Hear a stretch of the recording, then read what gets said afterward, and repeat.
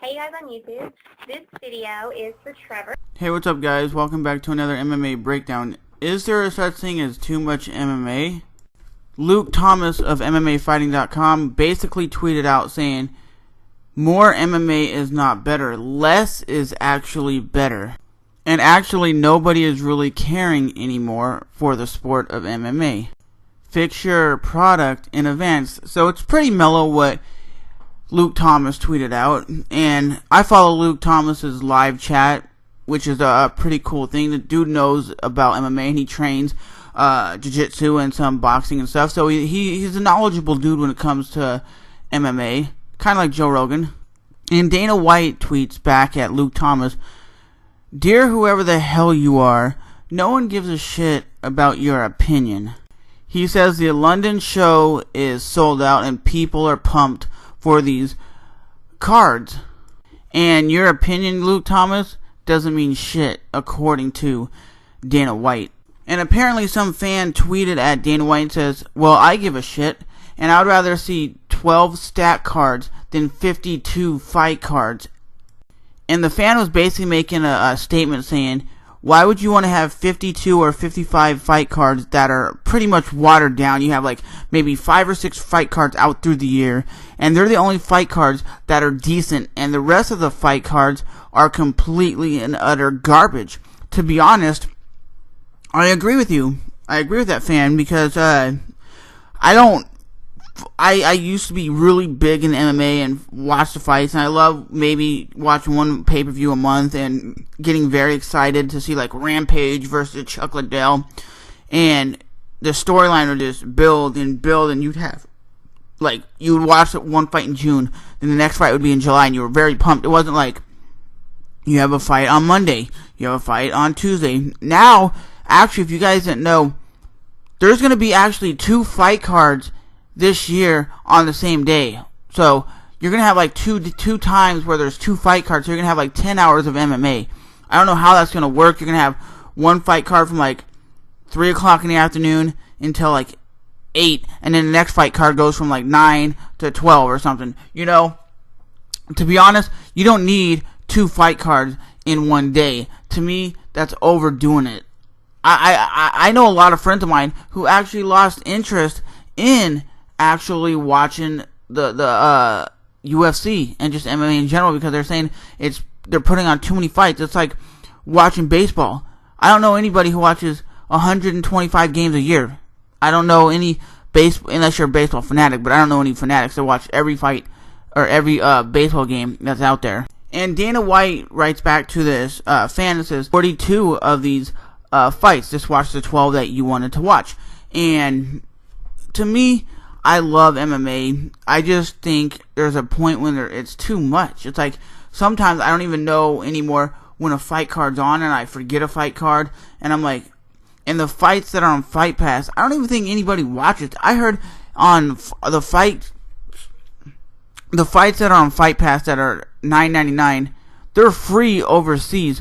Why are you making us pay $10 when you're watching it in Europe for free?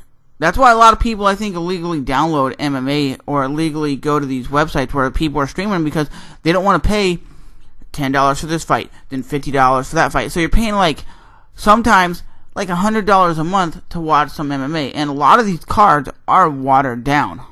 And UFC 171 is coming up. Johny Hendricks versus Robbie Lawler. I think Johny Hendricks has the ability to win. I think it's going to be a barn burner, back and forth brawl.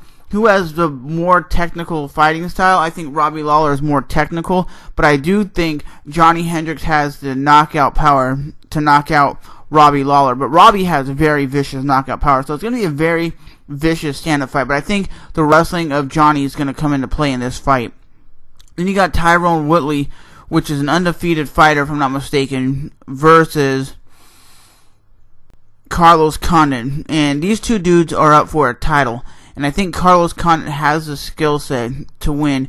When he plays it safe, he plays it safe like against Nick Diaz. But when he goes out there, he's a very dynamic striker. He likes to throw a lot of leg kicks, a lot of flying knees. And he does throw like a front kick to the face a lot. And He has been the interim champion. He was a former champion in WEC. He's fought a lot of top dudes.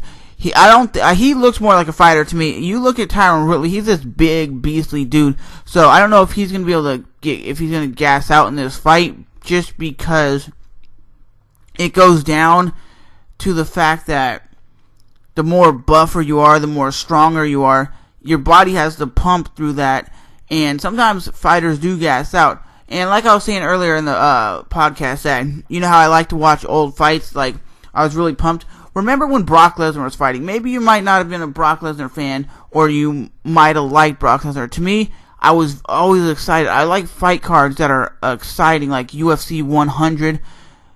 That was like a fucking phenomenal fight card. You look at UFC 171 as a very nice, phenomenal fight card. You look at UFC Fight Night 37. Really, that fight card only had like 2 fights that anybody cared about. Was the Alex Gustafsson fight. And the funniest thing is, why would you have Alex Gustafsson on Fight Pass where almost nobody will even watch it? And they're going to say, well, he's the next guy in line for a title shot. They're like, well, who's he been fighting since he lost to Jon Jones? To be honest, I don't know anybody who watches Fight Pass. Then you got Jake Shields versus Hector Lombard. Jake Shields needs to take it to the ground and just finish it on the ground, because if you keep it standing, Jake Shields is going to get whooped. He has the worst stand-up in MMA. So in the doobly-doo in the comment section below, is there just too much MMA, as Luke Thomas is quoting? He's announced this so many times on the MMA live chat. I'll put a link in the description box or above my head if you guys want to watch Luke Thomas's live chat. He does it over on Google+. I think it's every Wednesday or Thursday at 1 o'clock Eastern time. And he gets about, I would say, 800 views or more per live chat. And like I said, the dude is very knowledgeable when it comes to MMA. And he makes a good point of more or less is more. Like, sometimes when people put out videos on YouTube and they just constantly pump out, like, let's say 5 or 10 videos a month, maybe putting out 1 or 2 a month is more enjoyable, because people will actually watch them instead of you putting out 30 videos a month, because some people aren't going to come back day after day after day to watch all your vlogs or all your videos. So I agree with what Luke Thomas is saying. So let me know in the comment section below. And what do you think of Gina Carano coming back?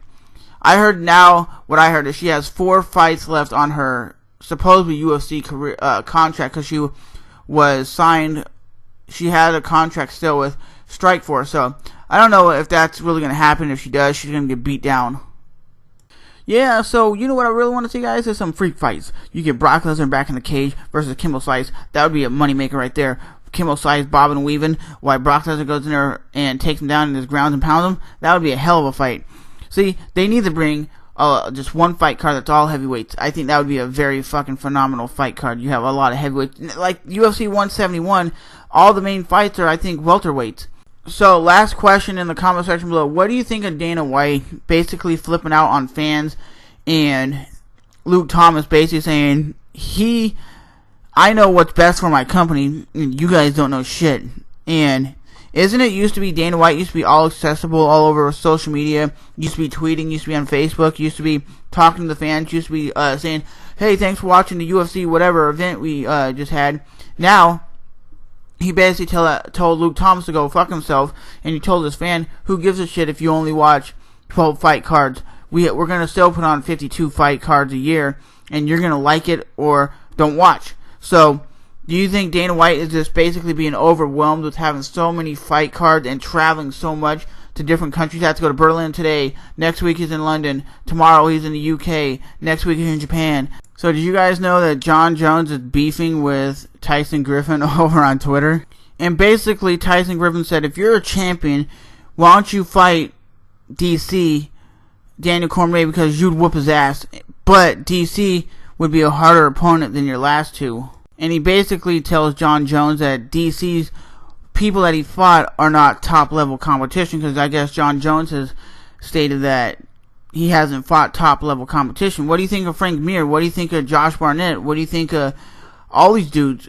Josh Barnett is a top level MMA heavyweight. He's been around the game for years. way before Jon Jones ever stepped in the cage. And he basically calls Tyson Griffin a water boy. He's like, I wasn't following you on Twitter, punk. And if you need to work, if you need a job, you can be my water boy. And he basically says he wants to reach 1 million subscribers on Twitter. And he tells Tyson Griffin, ha ha, LOL, you know, you're like, oh my god, Jon Jones is tweeting at me. Like, he's basically saying that Tyson Griffin is a nobody. And Tyson Griffin used to fight in the UFC. I think he now fights in World Series of Fighting. And he's been around the game for a long time. He was the first guy to beat Uriah Faber at 155 pounds, if I'm not mistaken. Or it was like 145 back then. But with that being said, that is today's MMA Breakdown podcast. Let me know what you guys think in the comment section below.